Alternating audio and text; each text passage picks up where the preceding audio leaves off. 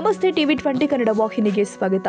ಸ್ಥಳೀಯ ಕನ್ನಡ ಮತ್ತು ಇಂಗ್ಲಿಷ್ ಮಾಧ್ಯಮ ಪ್ರಾಥಮಿಕ ವಿಭಾಗಗಳನ್ನು ಒಳಗೊಂಡ ಶಾಲಾ ಕಟ್ಟಡದಲ್ಲಿ ನಿರ್ಮಿಸಲಾದ ಸಭಾಭವನ ಸ್ಮಾರ್ಟ್ ಕ್ಲಾಸ್ ವಿಜ್ಞಾನ ಲ್ಯಾಬ್ ವಿಭಾಗವನ್ನು ಉದ್ಘಾಟಿಸಲಾಗಿದೆ.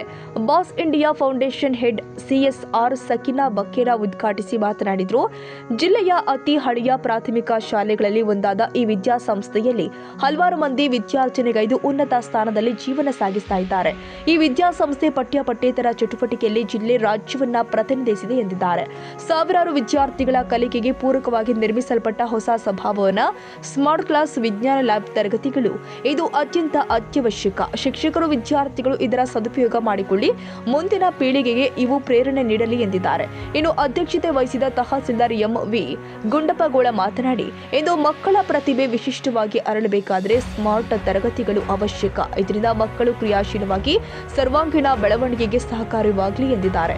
ಪಟ್ಟಣ ಪಂಚಾಯಿತಿ ಮುಖ್ಯಾಧಿಕಾರಿ Mahesh Bhajantri, Bosch India foundation head corporator Prakash Gowda Patil, Rakesh Kumar Tripathi, doctor Pundalika Kamath, Yashwant Patil, SK Huchchareddy, CE Hiremath, SDMC ಉಪಾಧ್ಯಕ್ಷೆ ಸಕ್ಕುಬಾಯಿ ಕುಮಾರ್, ಮಾಜಿ ಸೈನಿಕರು ಆದ ಕುಮಾರ್ ಹಿರೇಮಠ, CRC ವಸಂತ ಬಡಿಗೇರ್, ಮುದುಕಪ್ಪ ತಡಸಲೂರ, ಪ್ರಧಾನ ಗುರುಗಳು ಆದ AM ಮಕ್ತಮನ್ನವರ್, Pramod Badiger, Gadigeppa Kadakol, Deepa Badiger, Ibrahim Chand ಖಾನ್ನವರ್, Shivananda Baligar, MM ಚೀಲದ, Shivananda Mikali, MS Attar, Jayashree ಬಡಕಪ್ಪನವರ್ ಸೇರಿ ಶಿಕ್ಷಕೇತರ ಸಿಬ್ಬಂದಿ, ವಿದ್ಯಾರ್ಥಿಗಳು, ಪೋಷಕರು ಭಾಗಿಯಾಗಿದ್ದರು.